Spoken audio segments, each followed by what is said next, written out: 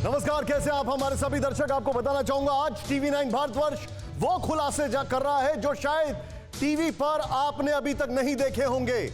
मैं बड़ी जिम्मेदारी के साथ आपको दिखाने जा रहा हूं 1988 से लेकर अभी तक 1988 1988 से लेकर अभी तक किस तरीके से चीन केमिकल बायोलॉजिकल वॉरफेयर में लिप्त है और उसके एक एक सबूत दिखाएंगे हम आपको। और अब नई साजिश पाकिस्तान के साथ चल रहा है, यह खबर है। क्या आप जानते हैं कि चीन अब पाकिस्तान में बल्कि अफगानिस्तान में तालिबान का नया आका बन रहा है और तालिबान का इस्तेमाल कर सकता है भारत के खिलाफ कश्मीर में, भारत के खिलाफ अफगानिस्तान में। और जरा शर्म करने वाली खबर देखिए, भारत में चीन के राजदूत सुन वीडोंग का संवेदनहीन बयान। गलवान झड़प को बताया इतिहास की मामूली घटना, भारत चीन को मिलकर विवाद सुलझाना चाहिए। वीडोंग ने कहा हम एक दूसरे का सम्मान और समर्थन करते हैं, ये कहते हैं। ये सोचिए आप कितने शर्म की बात है। ये हैरान करने वाली खबर मैं आपको बता रहा हूं। ये जो साहब हैं, इनका नाम, ये क्या कह रहे हैं मैं चाहूंगा एक बार फुल स्क्रीन पर फिर से हम आपको ब्रेकिंग दिखाएं और जरा ध्यान से देखें कितनी बड़ी खबर है। ये क्या बोल रहे हैं और ये कहते हैं हमें एक दूसरे का सम्मान करना चाहिए। लेकिन शर्मसार करने वाली खबर यह है कि ये जनाब कहते हैं कि ये मामूली सी घटना है, ये एक संवेदनहीन बयान नहीं तो क्या है। गलवान झड़प को मामूली सी घटना बनाई। अब इनकी जरा शक्ल दिखाएं। मैं सीधे चलूंगा, मेरे सहयोगी इस वक्त मनीष झा मेरे साथ है। मनीष, ये अपने आप में सबसे ज्यादा ऐसा बयान है जिसको शर्म आती है सुनकर। ये मामूली सी घटना है। हाँ, हैरानी जरूर निशांत इस बात को लेकर होती है कि चीन के राजदूत जो भारत में हैं और ये उनका लगातार दूसरी बार इस शब्द का उन्होंने प्रयोग किया है कि ये अनफॉर्चुनेट इंसिडेंट है। दरअसल ये कहकर मनीष एक मिनट मैं रोक रहा हूं। अनफॉर्चुनेट तो बोला बाद में, लेकिन पहले बोलते हैं it is just a small incident in the history of India and China relation. कितने सालों के बाद खून बह गया, it is a small incident. वही सोचिए आप कि भारत और चीन के बीच 40 साल तक जिस देश की सीमाओं पर गोली नहीं चली हो, वहां पर 20 जवान हमारे शहीद होते हैं और उसके तो पता नहीं कितने मारे जाते हैं।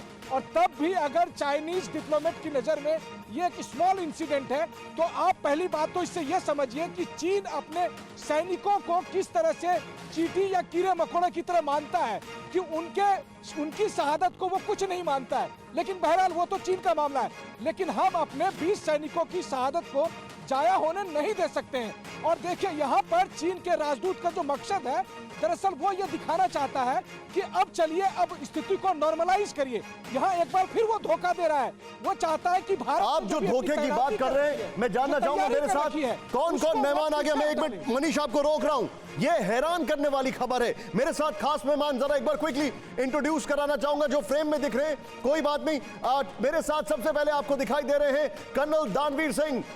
सर आपका स्वागत है। कर्नल दानवीर पोस्टेड रहे हैं चाइना बॉर्डर पर और इन्होंने कई बार उनसे डील किया है और ये बेहतर तरीके से जानते हैं कि चीन की सोच में क्या चलता है। मेरे साथ स्कंद तायल सर है, फॉर्मर डिप्लोमेट। सर वेलकम, आपका भी स्वागत है वंस अगेन। स्कंद सर बहुत ही सिस्टमैटिक, लॉजिकल और आपके सामने प्रैक्टिकल अप्रोच बताते रहे हमेशा से। सर आपका एक बार फिर से स्वागत है। मनीष झा मेरे सहयोगी, सुमित मेरे साथ हैं, अभी जुड़ने वाले मेरे साथ TP Tyagi ji, colonel TP त्यागी। और वो उनका एक अलग रुतबा है जिस तरीके से वो उनकी ऑरेटरी स्किल्स है। लेकिन यहां पर क्विकली चलूंगा, आइए जरा दिखाएं आपको क्या क्या कहा है इस आदमी ने जो वीडोंग करके हैं चीन के। यहां पर इनके बयानों से शर्म आती है, मुझे देखकर सोचकर शर्म आती है, हैरानी होती है ये क्या बयान दे रहे हैं। ये जरा दिखाइए क्विकली मेरे सामने। यहां पर चीन के राजदूत, ये देखें, गलवान के 100 दिन पर वीडोंग का बयान। विवाद खत्म करने की जिम्मेदारी चीन की नहीं भारत की है। विवाद खत्म करने की जिम्मेदारी चीन की नहीं भारत की है, यह स्टेटमेंट दिया था इन्होंने, याद है आपको, 100 दिन बाद गलवान के। नेक्स्ट, मेड इन चाइना के बहिष्कार से चीन से ज्यादा नुकसान भारत को होगा। मेड इन चाइना के बहिष्कार से चीन से ज्यादा नुकसान भारत को होगा। What a joke. Next, change over करें। यह बयान देते आ रहे हैं चीन के लिए शांति सबसे जरूरी, चीन सबको साथ लेकर चलने वाला देश। This is absolute hypocrisy. ये जो स्टेटमेंट है ये हिपोक्रेसी की इंतहा है। मैं सीधे चलूंगा, कर्नल दानवीर मेरे साथ हैं। कर्नल दानवीर सर, मैं आपसे जानना चाहूंगा, ये जो कहना है इनका, इज दिस अ जोक कि एक छोटी सी घटना है? वो कहते हैं onus lies on India not on China, और अब बोलते हैं ये भारत की जिम्मेदारी है। देखिए, सबसे इम्पॉर्टेंट बात और सबसे जो बेतुकी बात ये कह रहे हैं कि जो onus of peace lies with India, जब आप हमारी जगह में घुसे हुए हैं तो ओनस हमारे ऊपर कैसे है? ओनस आपके ऊपर है। आपने आक्रमण किया है, आप पीछे जाएंगे तब तो पीस बहाल होगी। और जहाँ तक चाइना के सवाल है, जब वो पीस का शब्द का इस्तेमाल करता है तो उसका कोई मायने नहीं होता। आप 1960 से लेके और अभी तक देख लीजिए, जब भी वो ज़्यादा पीस शब्द का इस्तेमाल करता है तभी वो बदमाशी करता है, चाहे वो हिंदी चीनी भाई भाई का टाइम हो या अभी जो लेटेस्ट जब चीन के राष्ट्रपति आए थे और जिस प्रकार से उन्होंने साउथ इंडिया में और गुजरात में जिस तरीके की बातें करी थी हमारे प्रधानमंत्री के साथ और जिस तरीके की जो बयान दिए गए थे, उसमें ये बिल्कुल साफ जाहिर हो रहा था कि शायद चीन का दिल बदली हो गया है। वो हिंदुस्तान के साथ में अब तिजारत करना चाह रहा है और बहुत अच्छे रिश्ते चाहता है। दानवीर साहब, मुझे एक बात बताइए, मैं आपसे एक चीज जानना चाह रहा हूं सर। ये उनका कहना, और मैं ये सवाल को थोड़ा सा टॉस ओवर करूंगा। स्कंद तायल सर मेरे साथ हैं। स्कंद सर, ये कहना कि एक मामूली सी घटना है, इसका मतलब क्या है? ये उनकी सोच के बारे में क्या दर्शाता है? देखिए, कोई भी राजदूत जो भी कहता है वो उसके अपने लफ्ज नहीं है। ये सब जो भी वो कह रहा है वो बीजिंग से आ रहा है। उसको ये बताया गया है कि इस तरह की बात आप यहाँ कहिए कि ये एक बड़ा माइनर इंसिडेंट है, कुछ नहीं हुआ। और चीन की तो ये हमेशा से नीति रही है कि आगे बढ़िए, दूसरे की ज़मीन हड़प करिए, दूसरे के टापू हड़प करिए और फिर कहिए कुछ हुआ ही नहीं, फिर उसको हजम कर लीजिए और फिर थोड़ा और आगे बढ़िए। और दूसरे देश को आप एक मुगालते में रखिए कि हम आपसे बात कर रहे हैं और हम सब बड़ी मीठी मीठी आपसे संबंध रखना चाहते हैं, आपसे व्यापार भी रखना चाहते हैं, आपसे सब कुछ करना चाहते हैं। पर उनकी एक बड़ी लॉन्ग टर्म स्ट्रेटजी है, बहुत अच्छी सोची समझी स्ट्रेटजी है, जो भारत के निवासी, भारत की गवर्नमेंट, भारत की मीडिया सब समझ गए हैं। और जो अब मुझे बस एक ये लगता है कि देखिए, आप लोग इतना चीन के राजदूत को हमारे यहाँ कवरेज देते हैं, क्या हमारे जो विक्रम मिश्री राजदूत हों उनको एक पल की भी जगह मिलती है कभी? क्या बात कही है सर? कभी चाइना के मीडिया में। तो मुझे ये बड़ा बुरा लगता है कभी कभी कि हम इसको फ्री पब्लिसिटी दे रहे हैं, पर जिस तरह आप उसकी बात काट रहे हैं और जिस तरह उनको कह रहे हैं कि आप झूठ बोल रहे हैं और आप बिल्कुल गुमराह करने की कोशिश कर रहे हैं, मैं समझता हूँ ये ठीक है, पर मीडिया में कभी उनका इंटरव्यू आप न लें। Sir, I have taken cognizance of whatever you have said. मैं आपने जो बात कही, अब मैं इस बात को पूरा ख्याल रखूंगा और इसकी शुरुआत अभी से इस पल से कर रहा हूं। आपने बोला इस आदमी को इंपॉर्टेंस नहीं दीजिए, इस खबर से निकलिए। मैं अगली खबर दिखाता हूं जो भारत की है। लद्दाख तक पहुंचने के लिए भारत बना रहा है नई सड़क। इस वक्त की बड़ी खबर, भारी हथियार और सैनिकों का जाना होगा आसान। मनाली, लेह, श्रीनगर, लेह के बाद लद्दाख के लिए तीसरा राजमार्ग, करीब 290 किलोमीटर की सड़क सीमावर्ती अड्डों तक पहुंचाएगी परियोजना। 2020 के अंत तक पूरी होने की संभावना।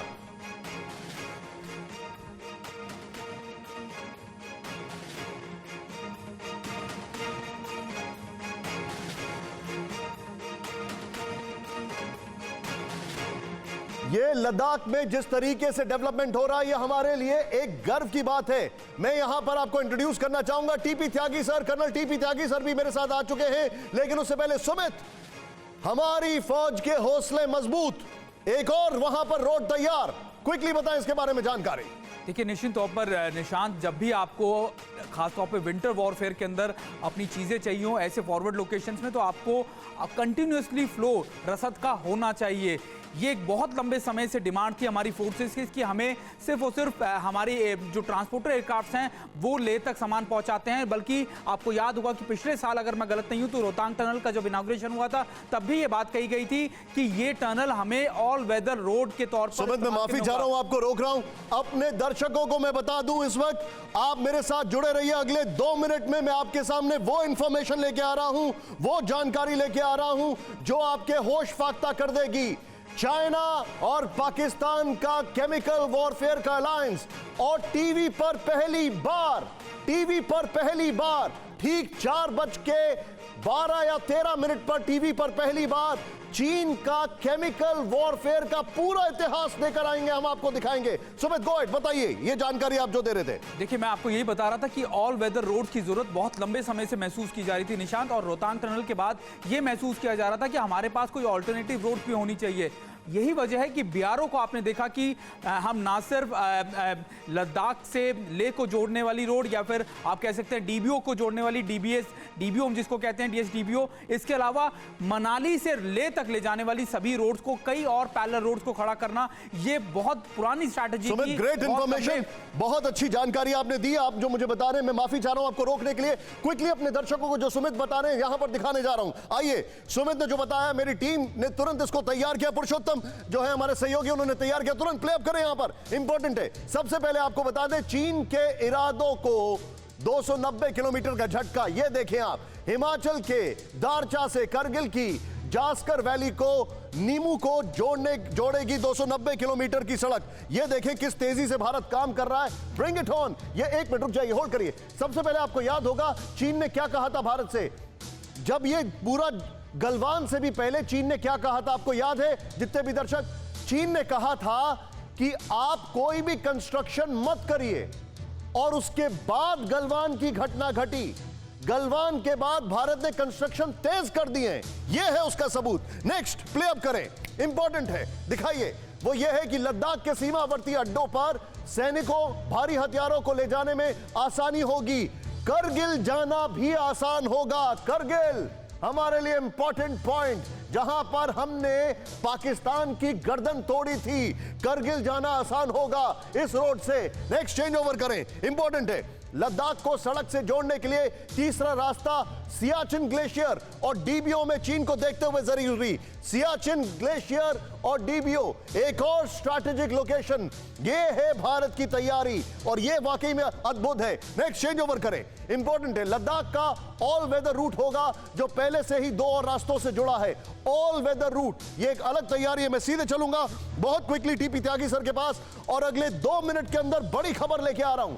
टीपी त्यागी सर, वेलकम, आपका स्वागत है। कर्नल साहब, मुझे एक बात बताइए, जिस तरीके से भारत कंस्ट्रक्शन कर रहा है, तेजी से आगे बढ़ रहा है, क्या यह चीन के लिए एक एलिमेंट ऑफ शॉक नहीं है?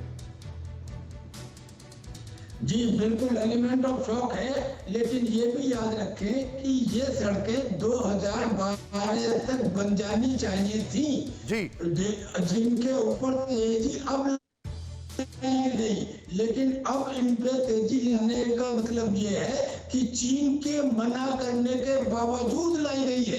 हमारी बॉर्डर रोड ऑर्गेनाइजेशन ने जो ये सड़क बनाई है, हमें कहा जाता है कि एक रूट को अगर जाने के लिए इस्तेमाल करो तो आने के लिए इस्तेमाल मत करो। तो हमारे लिए ये अल्टरनेटिव रूट दौलत बेग ओल्डी तक जाने के लिए बहुत आवश्यक थे, और अब इस रोड के कार्यक्रम से ये स्थिति साफ हो गई है। हम न केवल सैनिक शक्ति में चीन के सामने मिलर डिप्लॉयमेंट में है, लेकिन इंफ्रास्ट्रक्चर भी करीब करीब चीन के बराबर हम बनाते जा रहे हैं। सर, आप जो बता रहे हैं, आपकी बात को मैं सहमति जताता हूं, लेकिन अपने दर्शकों से वादा किया है, और स्क्रीन पर डॉक्टर MC मिश्रा का मैं स्वागत करूंगा, एम्स के फॉर्मर डायरेक्टर। सर वेलकम, स्वागत है आपका। We are honoured to have you here sir. अब हमारे दर्शक देखें, बड़ी खबर, अगले 15 मिनट तक आप टीवी से चिपके रहिएगा। चीन पाकिस्तान की खतरनाक तैयारी का पर्दाफाश। भारत के खिलाफ जैविक युद्ध की तैयारी में पाकिस्तान चीन। 3 साल के लिए पाक चीन ने किया गुप्त समझौता। जैविक हथियार के लिए पाक में 2015 से 2015 से परीक्षण जारी। सीपेक की आड़ में चीन का सबसे डेंजर प्लान। सुमित, क्विकली इस बारे में जानकारी दीजिए, उसके बाद मैं मनीष पर आऊंगा। जैविक हथियार, बायोलॉजिकल वॉर, सबसे बड़ी खबर। सुमित बताइए इस बारे में क्या क्या जानकारी है। देखिए, वैसे तो निशांत, चीन इन सब चीजों को बहुत लंबे समय से कर रहा है और हमने कोविड को लेकर भी कई आशंकाएं, कई सवाल चीन पे लगातार खड़े हो रहे हैं कि ये भी किसी तरीके का एक बायोलॉजिकल वेपन तो नहीं है जो चीन ने पूरी दुनिया के खिलाफ इस्तेमाल किया हो। लेकिन ये बात तय है कि चीन हर वो हथकंडे अपना रहा है। हमने कल भी अपने दर्शकों को बताया था कि ऑपरेशन पेगासस एक ऑपरेशन चलाया हुआ जिसमें साइबर वॉरफेयर, खासतौर पे दूसरे इलेक्ट्रॉनिक वॉरफेयर का इस्तेमाल और बायोलॉजिकल एंड केमिकल वॉरफेयर का भी इस्तेमाल चीन कर सकता है। तो ये दिखा रहा है कि चीन के जो इरादे हैं वो सीधे तौर पर किसी भी देश से जंग लड़ने के नहीं होते, बल्कि उस देश के अंदर कुछ ऐसी चीजें क्रिएट कर देनी होती है जहां पर वो आसानी से उनसे लड़ सके, या फिर कह सकते हैं कि बिना लड़े युद्ध जैसी स्थिति पैदा कर देना किसी देश के अंदर, ये चीन का मकसद है। और इसके ऊपर चीन काफी लंबे समय से रिसर्च कर रहा है और उसकी जो लैब्स हैं वो इन्हीं तरीके के एक्सपेरिमेंट्स को अंजाम दे रही है। निशांत, आप जो बता रहे हैं मैं सीधे चलूंगा यहां पर। मनीष, चीन और पाकिस्तान मिलकर जैविक युद्ध, बताइए जरा इसके बारे में इंफॉर्मेशन। जी हाँ, बिल्कुल निशान। देखिए, सुमित की बात को आगे बढ़ाते हुए हम अपने दर्शकों को बता दें कि TV9 भारतवर्ष ने सबसे पहले ये जानकारी दी थी कि किस तरह से वुहान इंस्टीट्यूट ऑफ वायरोलॉजी और पाकिस्तान के इंस्टीट्यूट ने मिलकर एक 3 साल का समझौता किया था और उसमें एंथ्रेक्स की तरह का एक वायरस को तैयार किया जा रहा था, जिसको लेकर सबसे पहले ऑस्ट्रेलिया की एजेंसी को कुछ सबूत हाथ लगे थे और उसके बाद उसके जरिए पूरी दुनिया में ये, आप कहें तो एक तरह से पूरी दुनिया में लोगों में सनसनी फैल गई थी कि चीन के किस तरीके से पाकिस्तान के सीपेक की आड़ में एंथ्रेक्स तैयार कर रहा है ताकि उसका इस्तेमाल वो अपने दुश्मन राष्ट्रों के खिलाफ कर सके। और इसके पूरे सबूत मुहैया हुए थे, जिसके बाद पाकिस्तान के विदेश मंत्रालय को सफाई देनी पड़ी थी और वो भी उसने झूठ कहा कि ऐसा कुछ लैब नहीं है, लेकिन उस लैब के पूरे सबूत दुनिया के सामने आए। आप जो मनीष बता रहे हैं, मैं सीधे थोड़ा आगे चलूंगा, अपने दर्शकों को यहां पर और दिखाने की कोशिश करूंगा। सीधे इसमें चलते हैं। यहां पर जो हमारे पास जानकारी आई है, सीधे चले यहां पर बिग वॉल पर। मैं आपको दिखाना चाहूंगा ये जो इंफॉर्मेशन है कितनी शॉकिंग है। चीन और पाकिस्तान मिलकर केमिकल बायोलॉजिकल वॉरफेयर भारत के खिलाफ प्ले अप करें। यहां पर ये फॉर्मेट ऑस्ट्रेलियाई वेबसाइट द क्लास्कॉन का खुलासा है। चीन पाकिस्तान दुनिया को धोखा देकर जैविक हथियार बता रहे हैं। सीपेक तो बहाना है, जैविक हथियार पर निशाना है। स्ट्रैटेजी ये चल रही है। नेक्स्ट चेंज ओवर करें, इंपॉर्टेंट है जो मनीष ने भी आपको बताया। वुहान लैब पाक के साथ मिलकर 5 सालों से खतरनाक जैविक हथियारों पर प्रयोग कर रही है। वुहान लैब जहां से कोरोना निकला, तो कोरोना में क्या पाकिस्तान का हाथ है? नेक्स्ट चेंज ओवर करें। चीन पाक सेना की 3 साल की डील में वुहान लैब में जैविक हथियारों को विकसित करने का समझौता, यह सबसे इंपॉर्टेंट है। नेक्स्ट चेंज ओवर करें, वो इंपॉर्टेंट है। वुहान लैब में पाकिस्तान के साथ 2015 से खतरनाक बैक्टीरिया वायरस पर प्रयोग कर रही है। फिर एक और इंपॉर्टेंट पॉइंट है और इसको देखें, आप जरा दिखाएं। नेक्स्ट चेंज ओवर करें, वो इंपॉर्टेंट पॉइंट है किस तरीके से चीजों को किया। पहला पॉइंटर वापस लेकर आए, ये बहुत इंपॉर्टेंट है जो हम आपको दिखा रहे हैं। ऑस्ट्रेलियाई वेबसाइट क्लास्कॉन का ये खुलासा है। चीन और पाक दुनिया को धोखा देकर जैविक हथियार बता रहे हैं। सिर्फ इस ग्राफिक्स के साथ मैं चलूंगा डॉक्टर मिश्रा के पास। सर, ये जो थ्रेट है, और इससे पहले मैं अपने दर्शकों को बताना चाहूंगा, इसके तुरंत बाद मैं चीन की पूरी जन्म कुंडली दिखाने वाला हूं जैविक हथियारों पर, जो शायद आप टीवी पर पहली बार देखेंगे। डॉक्टर मिश्रा सर, ये जो थ्रेट है, इससे निपटने के लिए आपको क्या लगता है हमारी R&D कितनी तैयार है? आप उन सारे डिपार्टमेंट्स के हेड रह चुके हैं, आपने इन सारी चीजों को डील किया है एक अलग फॉर्म में। नहीं निशांत जी, इसमें हमारे DRDO और फौज की जो रिसर्च एजेंसी है DRDO, उनके पास इस एंथ्रेक्स से निपटने के लिए पूरी स्ट्रेटजी है जी। और एंथ्रेक्स सबसे कॉमन बैक्टीरिया है जो बायोलॉजिकल वॉरफेयर के लिए यूज किया जा सकता है। और अभी किया नहीं है किसी ने, लेकिन किया जा सकता है ये इसका। और इसमें जो NDMA है उनके पास भी इसके लिए स्ट्रेटजी है एंथ्रेक्स से लड़ने की। इसके अलावा अब देखिए सबके सामने आ रहा है ये जो वायरस था जी, अब लोग मानने लगे हैं जिस प्रकार से इस वायरस के अगेंस्ट वैक्सीन भी कोई इफेक्टिव इतनी आसानी से नहीं बन पा रही है जी। कि ये भी एक बायोलॉजिकल वॉरफेयर का ही हिस्सा था। हम लोग शुरू से कह रहे थे इस बात को। जी, आप बिल्कुल शुरू से कह रहे थे। और ये बात काफी हद तक अमेरिका के काफी साइंटिस्ट इस बात को मानते हैं, वायरोलॉजिस्ट भी मानते हैं कि लैब में मैन्युफैक्चर्ड वायरस है, इसको म्यूटेट किया गया है आर्टिफिशियल तौर से, इसीलिए इसका इतना इन्फेक्टिविटी है, इसीलिए इसकी कोई तोड़ नहीं निकल पा रही है। और ऐसा लगा लोगों को कि चाइना ने वैक्सीन बनाने की प्रक्रिया मार्च से शुरू कर दी थी, या मार्च तक उनका कुछ ना कुछ उनके पास साधन था इससे निपटने के लिए, ऑलरेडी तैयार थे। इसीलिए सर मैं आपकी बात को थोड़ा सा आगे बढ़ा रहा हूं और अपने दर्शकों को यहां पर कुछ दिखाने जा रहा हूं। पूरी कुंडली, जरा आइए क्विकली यहां पर चलें, पूरी कुंडली चीन की हम आपको दिखाने जा रहे हैं। अब यहां पर आपकी स्क्रीन पर जो आप देखेंगे वो आपने शायद पहले कभी नहीं सोचा होगा।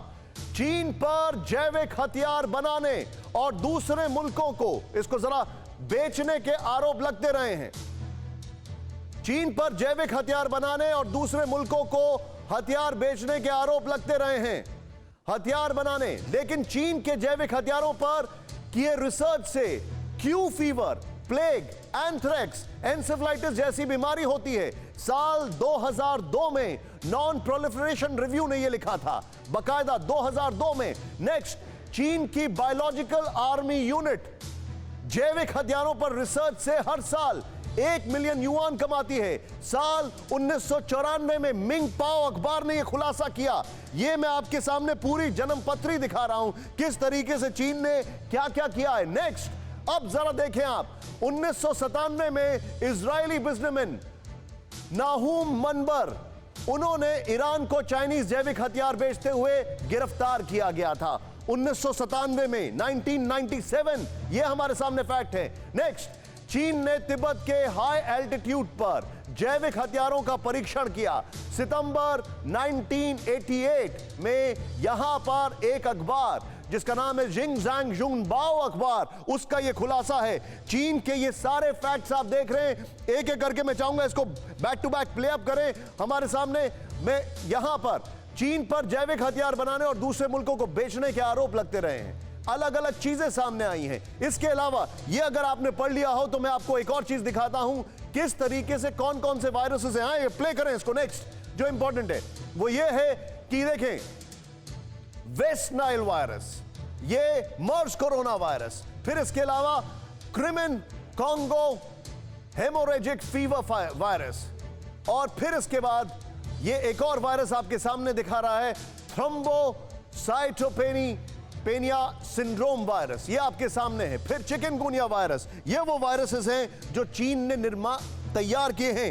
इसके बाद अब आप क्या कहेंगे? मैं सीधे चलूंगा यहां पर, कर्नल दानवीर मेरे साथ हैं। दानवीर साहब क्या कहेंगे आप? ये अपने आप में एक शॉकिंग रेवोल्यूशन है, खासकर ये देखते हुए कि किस तरीके से इन दोनों का अलायंस रहा है। देखिए, इन दोनों का अलायंस हुआ है और ये हमको मालूम है कि इन्होंने कभी भी अंतर्राष्ट्रीय संधियों का उस तरीके से सम्मान नहीं किया। बायोलॉजिकल वेपन्स के ऊपर यूनाइटेड नेशन कन्वेंशन है और चाइना इस ऐसे कन्वेंशंस की उल्लंघन करता रहा है, रिपोर्ट्स आती रही हैं। और अब जब ये आप बता रहे हैं कि किस तरीके से चाइना और पाकिस्तान मिल के एक जैविक परियोजना चला रहे हैं, तो मेरे ख्याल से ये बहुत ही ख़तरनाक है। और पाकिस्तान की जिस तरीके की फितरत है, ना ही वो सिर्फ हिंदुस्तान के लिए ख़तरनाक है बल्कि उसके खुद के लोगों के लिए ख़तरनाक है। पाकिस्तान इस प्रकार के हथियार बलूचिस्तान के अंदर इस्तेमाल कर सकता है, पाकिस्तान इस तरीके के हथियार अफ़गानिस्तान में पठानों को मारने के लिए कर सकता है। तो पाकिस्तान की बड़ी शैतानी प्रवृत्ति है और ऐसे शैतानी प्रवृत्ति में अगर इस प्रकार के हथियार को जोड़ दिया जाए तो ये बहुत ही पूरे खित्ते के लिए घातक साबित होगा। मैं आपको रोकूंगा। स्कंद सर, मैं आपसे एक चीज समझना चाहूंगा सर, क्या ये अपने आप में इंटरनेशनल वॉर क्राइम को केस नहीं बनता है चाइना के खिलाफ? क्या इंटरनेशनल जीनोसाइड का मामला नहीं बनता है सर, मास जीनोसाइड का, जिस तरीके से ये लोगों ने किया है? देखिए, एक chemical and biological weapons convention है और जिनेवा कन्वेंशन मुझे ध्यान है, उसमें चाइना भी उसका मेंबर है। तो अगर इसके हमारे पास सबूत है तो अवश्य ही हम चाइना को नंगा कर सकते हैं, सिक्योरिटी काउंसिल ले जा सकते हैं और इस कन्वेंशन में कर सकते हैं। पर देखिए, ये जो वुहान वायरस है, जैसा कि आपके और लोगों ने भी कहा, ये तो बिल्कुल मैन मेड वायरस था। तो चाइना ने तो बायोलॉजिकल वॉरफेयर को दुनिया के खिलाफ इस्तेमाल कर दिया। पर आप ये देखिए कि उसने WHO को धमका दिया, तो पूरी दुनिया के और सब देशों को धमका दिया, यूरोपियन यूनियन को धमका दिया। किसी की हिम्मत नहीं है कि इस चाइनीज वायरस को कोई आदमी चाइनीज वायरस कह सके। तो आप समझिए कि इस देश की क्या तो उसकी टेंडेंसी है और क्या उसकी पावर है कि जब दुनिया देख रही है कि ये वायरस यहाँ से आया, पर अब ट्रंप की भी हिम्मत नहीं है कि कहे कि ये चाइनीज वायरस है।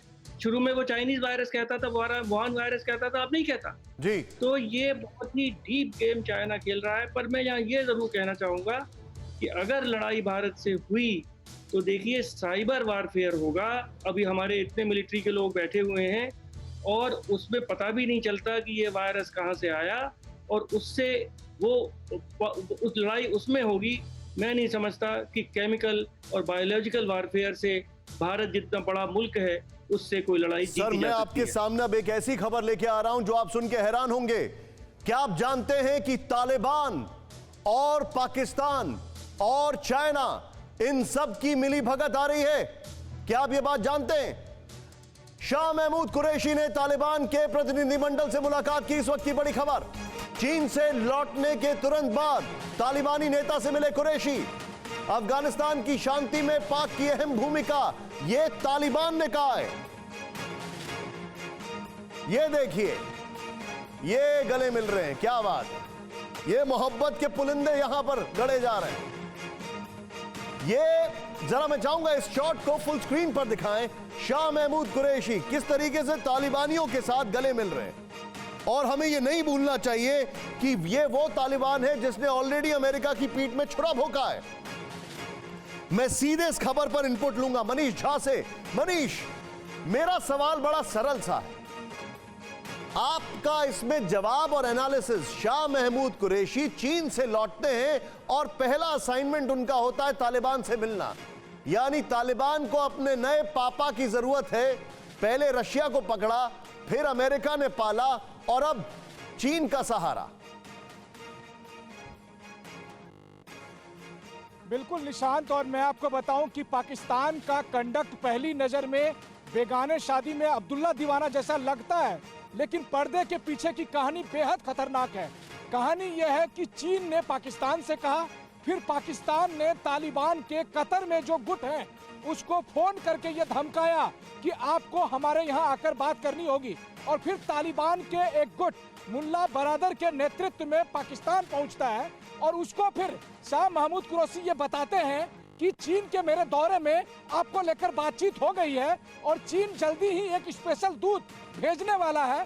तो अब आपको जब बातचीत के टेबल पर आप जाएंगे, यानी जब तालिबान, अमेरिका और अफगानिस्तान के बीच शांति वार्ता होगी, तो उसमें क्या क्या रोल निभाना है, ये चीन और पाकिस्तान का जो डिजाइन स्क्रिप्ट है उसके हिसाब से मुल्ला बिरादर और दूसरे तालिबान आतंकी उसी हिसाब से काम करेंगे।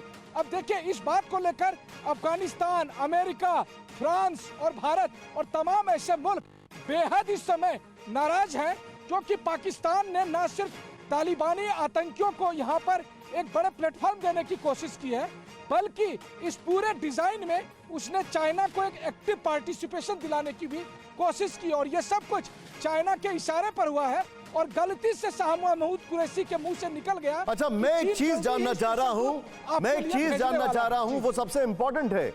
मैं सीधे चलूंगा यहां पर टीपी त्यागी सर के पास। कर्नल साहब, मुझे एक बात बताइए, पाकिस्तान को डर है अगले महीने, मतलब अक्टूबर में FATF में जो बैठक होने वाली है, तो उसने अपने आतंकियों को खुद ही ब्लैकलिस्ट करना शुरू कर दिया। लेकिन आतंकियों का जो जिसको कहा जाए नर्व सेंटर है तालिबान, उसने तालिबान की जो कमान होती है वो ऐसा लगता है अपने हाथों से चीन को सौंप दी है। मतलब आतंक को पाकिस्तान से अलग नहीं कर सकते आप। बिल्कुल, अब तो चीन और पाकिस्तान में ये समझौता है कि पाकिस्तान आतंकी देगा और चीन उनका प्रोटेक्टिव गियर देगा और उन दोनों को इस्तेमाल हिंदुस्तान के खिलाफ किया जाएगा। सर, जो आप बात पहले कर रहे थे, दरअसल में चीन और पाकिस्तान में बायोलॉजिकल वारफेयर के ऊपर 2015 में जब CPEC का समझौता हुआ था, तभी से काम चल रहा था। अभी हाल में मार्च में जैसे आपने बताया, जब क्रीमियन फीवर और जब मार्स कोरोना वायरस और जब एंथ्रेक्स वायरस और जब ये इस तरह के वायरस सामने आए और इन पे 5 पेपर पब्लिश किए गए, तब उनको लगा कि यस, कॉन्फिडेंस आ गया। तो चाइना और पाकिस्तान ने 3 साल के लिए एक एग्रीमेंट किया, और पाकिस्तान से नहीं, पाकिस्तान आर्मी से, और उस आर्मी में जो लेबोरेटरी है। त्यागी साहब, मैं आपकी जो बात है आपने, मैं समझ गया, आपने केमिकल वॉरफेयर की बात की है। मैं अपने दर्शकों को ये तालिबान का किस्सा और समझाने के बाद तुरंत आप ही के पास आ रहा हूं। सर आइए जरा, अब जरा यहां पर देखें, TV9 भारतवर्ष कुछ सवाल आपके सामने लेके आया है। ये सवाल अगर इस देश की जनता ने राष्ट्र के नाम से नहीं सोचे तो बड़ा चिंता होगी मुझे। देखें आप, चीन के पाले में तालिबान, और इसको समझें आप। ये मत बोलिए कि तालिबान तो वहां की बात है, भारत से क्या फर्क पड़ता है। नहीं, क्या कुरैशी तालिबान से चीनी एजेंट के तौर पर मिले? कुरैशी, शाह महमूद कुरैशी चीन से वापस लौटे, वहां पर कई सारी डील की, कई वेपन्स को लेकर डील की, और आते ही तालिबान से क्यों मिलने गए? नेक्स्ट, चेंज ओवर करें। क्या चीन तालिबान को अपने साथ लाने की कोशिश कर रहा है? तालिबान ने अमेरिका को धोखा दिया, तालिबान को पैदा किया रशिया ने, फिर अमेरिका ने पाला, फिर अमेरिका को धोखा दिया, फिर एक और बार धोखा दिया। पहले सद्दाम, पहले बात की जाए तो ओसामा बिन लादेन, और अभी हाल में जो डील तोड़ी गई, और उसके बाद अब तालिबान को चाहिए असला, तालिबान को चाहिए गोला बारूद, रोके इसको। तो ये सब कहां से? ये शायद अमेरिका से नहीं, अब चाइना से मिलेगा। नेक्स्ट, अमेरिका से डील टूटने के बाद क्या तालिबान चीन को अपना बड़ा भाई मान रहा है? यह बड़ा इंपॉर्टेंट फैक्टर है। और अब इस देश के लिए सबसे इंपॉर्टेंट सवाल यहां पर दिखाएं जरा आप इसको, क्या चीन तालिबान का इस्तेमाल भारत और अफगानिस्तान के खिलाफ करेगा? क्या चीन के लिए तालिबान एक और टूल है? और यही सवाल मैं लेके जाऊंगा, यह मेरा सबसे महत्वपूर्ण सवाल है। सर, चाइना के इंटरेस्ट अफगानिस्तान में है। चाइना में पाकिस्तान के राजदूत ने कश्मीर पर बयान ऑलरेडी दे दिया है। चाइना ने कल कश्मीर पर कहा कि वो भारत का इंटरनल मैटर नहीं है, इंटरनेशनल इशू है। चाइना ने 370 हटने में पाकिस्तान का साथ दिया।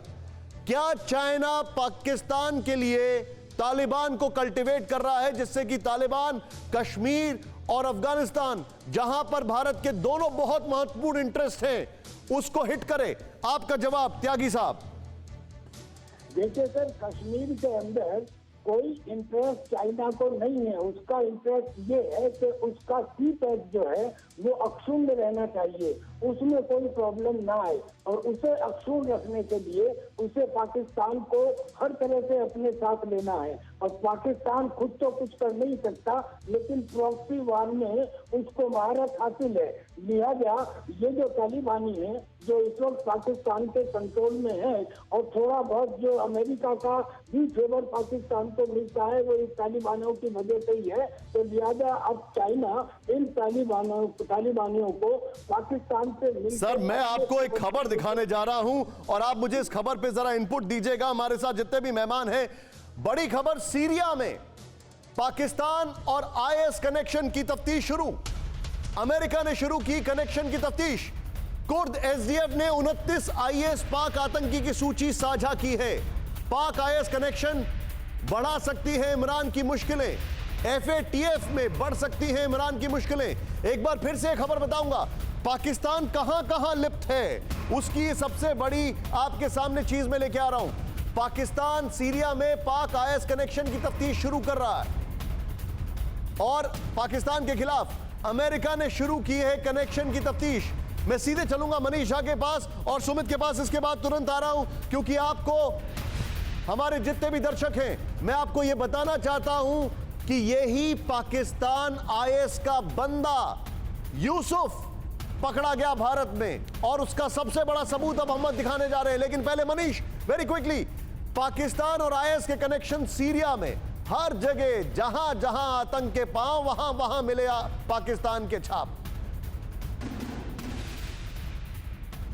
बिल्कुल सही कहा आपने, और उसकी सबसे बड़ी गवाही तो संयुक्त राष्ट्र में आतंकियों की लिस्ट ही बताती है, जिसका 80% जो आतंकी है उसका कनेक्शन सीधे पाकिस्तान से है। लेकिन अब जो सबसे बड़ी बात है कि सीरिया में आईएस के साथ पाकिस्तान के जो सबूत थे, जो कनेक्शन थे, उसकी जांच सीरिया और अमेरिका मिलकर कर रहा है, ताकि पाकिस्तान के खिलाफ अब आईएस के उन तमाम कारनामों के लिए पाकिस्तान की जवाबदेही ठहराई जा सके। और इस संबंध में सीरिया सरकार और वहां पर जो बहुत सारे स्थानीय संगठन हैं जिन्होंने लगातार लड़ाई लड़ी थी आईएसआईएस के खिलाफ, और वहां पर जो सबूत है वो सबूत अमेरिकन एजेंसियों के साथ साझा कर रही है। और इन सब का इस्तेमाल होगा जब अक्टूबर में एफएटीएफ की बैठक होगी, तब पाकिस्तान को बताया जाएगा कि एक और जगह आप किस कदर इन्वॉल्व थे। तो चाहे अफगानिस्तान में तालिबान हो, मनीष आप रुकिए मेरे साथ, मैं अपने दर्शकों को ये दिखाना चाहूंगा।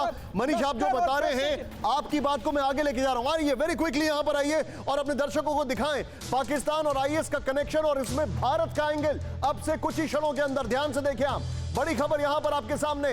अमेरिका ने सीरिया में आईएसआईएस की आतंकी गतिविधियों में पाकिस्तानियों की भूमिका की जांच शुरू की, पाकिस्तान की भूमिका की। नेक्स्ट चेंज ओवर करें। देखिए आईएसआईएस और पाकिस्तान, अभी तक लगता था आईएसआईएस सिर्फ सीरिया में है, लेकिन सीरिया में भी आईएसआईएस में पाकिस्तान घुसा हुआ है। और उसी पाकिस्तान ने आईएसआईएस को भारत में एक्टिवेट कर दिया है, क्योंकि लश्कर तैयबा, हिजबुल मुजाहिदीन, जैश ए मोहब्बत, ये सब एफएटीएफ की लिस्ट में आ गए हैं। इसलिए यहां पर नया संगठन मजबूत करो, ये है एंगल। नेक्स्ट, अमेरिका समर्थित कुर्द सीरियन डेमोक्रेटिक फोर्सेस ने 29% जो आतंकी हैं उसकी लिस्ट अमेरिका से साझा की है, 29%, और ये सब पाकिस्तानी हैं। नेक्स्ट चेंज ओवर करें। आतंकियों की लिस्ट में शामिल 4 पाकिस्तानी तुर्की और सूडान जैसे देशों की नागरिकता ले चुके हैं, 4 ने नागरिकता भी ले ली है। नेक्स्ट चेंज ओवर करें। अमेरिका ने ऐसे आतंकियों से पूछताछ शुरू की जो अलकायदा या पाकिस्तान में आतंकी संगठन से जुड़े थे। अब पाकिस्तान की आईएस छाप भारत में, पूछताछ में बड़ी खबर। आईएस आतंकी यूसुफ का एक और बड़ा खुलासा, पाकिस्तान से था आईएस आतंकी यूसुफ का कनेक्शन।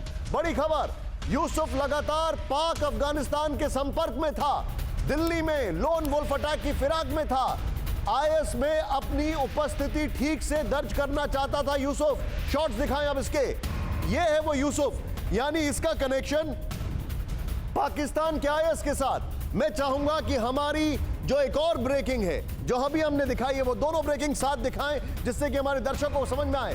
पहली ब्रेकिंग जो मैंने आपको दिखाई वो ये है कि पाकिस्तान किस तरीके से सीरिया में आईएसआईएस में वो इन्वॉल्व है, और अब यूसुफ, ये खबर भी हमारे सामने है। यानी कि ये दोनों ब्रेकिंग्स को अगर आप जोड़ें तो आप समझ जाएंगे कि पाकिस्तान कहां कहां इन्वॉल्व है। ये देखें, ये है तस्वीर, और मैं चाहूंगा इन दोनों ब्रेकिंग के साथ मैं सीधे चलूंगा सुमित के साथ, और यही 2 ब्रेकिंग दिखाए। सुमित, पाकिस्तान ने एक नया संगठन मजबूत करने की कोशिश, और यूसुफ का यह सबसे बड़ा खुलासा। लेकिन निशांत, आपने एक बात बहुत अच्छी कही थी कि जहां जहां पर दुनिया भर के अंदर आतंकवाद है, वहां पर पाकिस्तान की प्रेजेंस सीधे तौर पर हमेशा दिखाई देती है। आप वुल्फ अटैक की बात कर रहे थे, अफगानिस्तान में वुल्फ अटैक का कॉन्सेप्ट था, और खासतौर पर यहीं से पुलवामा के अटैक किया गया, और ये ट्रेनिंग, ये उस समय बताया गया कि कैसे पुलवामा अटैक के दौरान आईडी को सिखाने के लिए अफगानिस्तान में सिखाया गया, ट्रेनिंग ली गई। और उसके बाद अब आईएस की हम बात करते हैं तो ये भी समझ में आ रहा है कैसे कि रेडिकलाइज किया जाता है यूथ को, खासतौर पर देश भर के यूथ को, और वहां से रेडिकलाइज करके यहाँ भेजा जाता है ताकि वो उनका इस्तेमाल कर सके ऐसे वुल्फ अटैक्स के अंदर। तो ये चीजें अपने आप में साफ दर्शाती हैं कि पाकिस्तान भले ही संगठन कोई बना ले, अगली खबर पर आ रहा हूं, आप अपने सेंटेंस को कंप्लीट करें, आप ही की खबर है, प्लीज गो अहेड। देखिए, यही दर्शाता है कि पाकिस्तान नए नए ट्रेंड, नए नए इस तरीके की ट्रेनिंग प्रोसेस इस्तेमाल करता रहता है। और अब ये देखा गया है कि इसके बावजूद भी अगली खबर बड़े दुख के साथ, भारी मन के साथ ये दिखा रहा हूं मैं, रूस में अगले महीने भिड़ेंगे भारत, चीन और पाकिस्तान एक साथ जॉइंट एक्सरसाइज। चीन पाकिस्तान के साथ रूस में भारत का सैन्य अभ्यास, रूस में भारत चीन पाक संयुक्त सैन्य अभ्यास में लेंगे हिस्सा। सैन्य अभ्यास में 12,500 से अधिक सैनिक लेंगे हिस्सा। सैन्य अभ्यास में मेजबान रूस सहित 19 काउंटी देश शामिल। सुमित, ये क्या है? जिन्होंने पीठ में छुरा मारा उनके साथ सैन्य अभ्यास, ये कौन सी मजबूरी है? देखिए, ये अस्तरखान में ये एक्सरसाइज होनी है, 15 से 26 सितंबर के बीच में। लेकिन इसके अंदर निशांत, एक आप जिस तरीके की बात कह रहे हैं कि एक हमें क्या जरूरत है, लेकिन निशांत इसकी जरूरत इसलिए क्योंकि दुनिया भर में जब भारत की सेनाओं की बात होती है तो वो उसके सक्षम को, उसकी स्किल्स को इन एक्सरसाइज में देख पाते हैं, और ये देख पाते हैं कि भारत की काबिलियत एंटी टेररिज्म ऑपरेशंस के अंदर या फिर ऑपरेशन क्यों उनके साथ जिन्होंने हमारे साथ धोखा किया है, क्यों ये एक्सरसाइज क्या है, ये मैं अपने दर्शकों को समझाना चाहूंगा। Sumit, okay please go ahead, मेरे पास समय ये एक्सरसाइज मिलिट्री, आप कह सकते हैं कि मिलिट्री रिलेशंस जो है रशिया के साथ उसके बनिस्बत की जा रही है, क्योंकि भारत और रशिया के बहुत लंबे संबंध रहे हैं। और आपको याद होगा कि अभी भी जब इमरजेंसी प्रोक्यूरमेंट की बात हुई थी, अंडरस्टूड, कुछ तो मजबूरियां रही होंगी, यूं ही कोई ये सब नहीं करता है। वेरी क्विकली हम यहां पर बॉल दिखाएंगे और क्लोज करेंगे अपनी अगली ब्रेकिंग के साथ। यहां पर क्विकली जरा दिखाइए ये जो एक्सरसाइज है, बहुत तेजी से मैं जाऊंगा। ये देखें क्या मजबूरी है, भारत रूस में ये कर रहा है। खैर ये देखें आप, रूस में भारत चीन पाकिस्तान की भिड़ंत, लद्दाख में तनाव के बीच अगले महीने रूस में भारत चीन पाकिस्तान और रूस में सैन्य युद्ध अभ्यास होगा। भारत की एक पैदल टुकड़ी, तोपखाने, बख्तरबंद गाड़ियों के साथ 180 सैनिक शामिल होंगे। रोक दीजिए इसको यहां पर। अगली खबर, हमारे सभी मेहमानों का बहुत बहुत शुक्रिया, लेकिन अगली खबर के साथ मैं इस शो को क्लोज कर रहा हूं। चीनी स्मार्टफोन इस्तेमाल करने वाले सावधान हो जाएं, मालवेयर के जरिए आपके डेटा और पैसे की चोरी। चीनी स्मार्टफोन में प्री इंस्टॉल होते हैं मैलावेयर। मैलावेयर के जरिए निजी जानकारी और पैसों को खतरा।